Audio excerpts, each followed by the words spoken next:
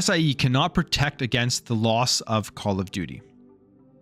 Given the importance of Call of Duty, SIE cannot effectively protect against a Microsoft foreclosure strategy.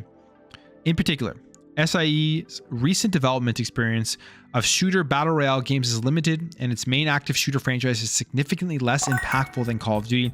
Destiny, SIE's main active first-person shooter franchise, had only, I'm guessing, a percentage of the gameplay hours and of the game spent of Call of Duty in 2021. I love how they continuously are referencing Destiny, which again was an acquisition by them just recently, but like that's their main first-person shooter franchise, their main games as a service franchise. The only reason why this acquisition is going to just destroy any first-person shooter, any games, like any multiplayer games that Sony has, is because of Sony themselves. They haven't invested in FPSs. I mean, they had Killzone, they had Resistance, two very popular franchises they just seemingly have put into their chest and are not taking out ever again because it's not part of their virtuous cycle. It's only Sony's fault. They have consistently focused on the same cookie cutter first-person style or third-person style of game for all their first-party releases. They've neglected multiplayer, and that they have neglected first-person shooters. It's no one else's fault. Yet they're trying to make it sound like this is the deal that is not allowing them to do that anymore, or that will just foreclose them because they don't have those franchises. And like I said earlier, like as this generation has been Sony adjusting on the fly. Like that's all it's been. They're seeing the writing on the wall that the market is changing and they're behind and they haven't adjusted, which is why they announced like they're making all these games as a service games by 2026. But there's no guarantee those games are going to do good. That's the thing. If you look at their multiplayer pedigree over the last number of years, I mean, what's the last big multiplayer game that they put out? Destruction All Stars? That nobody played, nobody wanted. So it's only themselves that they have to blame when they make statements like this. While there may be a wide range of studios that may help SIE produce hit titles, producing one as durable and successful as Call of Duty would be close to impossible. As the CMA notes, there are few franchises as enduring and as significant in terms of PlayStation's revenue and gameplay time. Well, again, you guys didn't invest in that.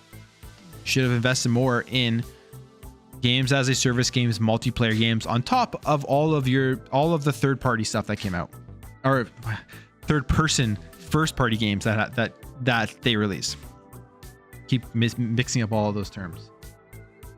Even for its most important first-party titles, SIE's development costs are small in comparison to Call of Duty. God of War Ragnarok, SIE's biggest ever first-party title, had a total development cost of millions spread over years. And boom, this is interesting.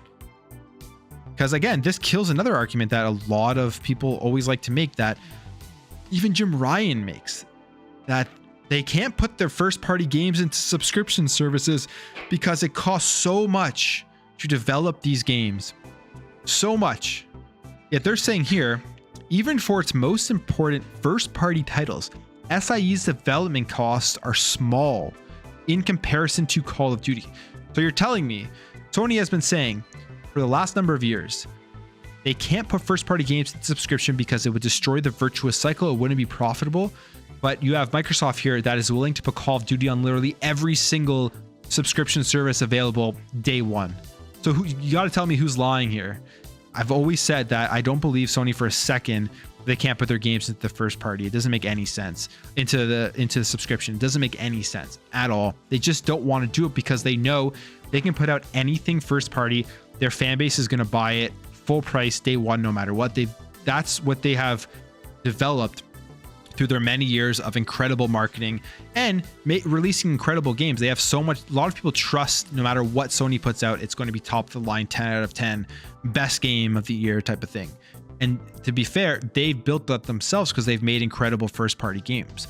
But they absolutely can put God of War Ragnarok, they absolutely can put these games into PlayStation Plus, which would help them easily grow their subscriptions for PlayStation Plus, and I think would help them continuously compete against Xbox Game Pass. More generally, across its 9 most recently released and upcoming first-party titles, which have either sold or expected to sell more than millions of copies in aggregate. The average annual development cost was around millions. By contrast, Activision has reportedly spent around 300 million on each annual release. So we don't know the numbers of how much it costs to develop God of War, how much it costs to develop their other first-party games, but we know it is less than 300 million. There you go. I think they kind of just already destroyed their own argument about not being able to put their first-party games into subscription, which is, I guess, there it is. That's the bottom line.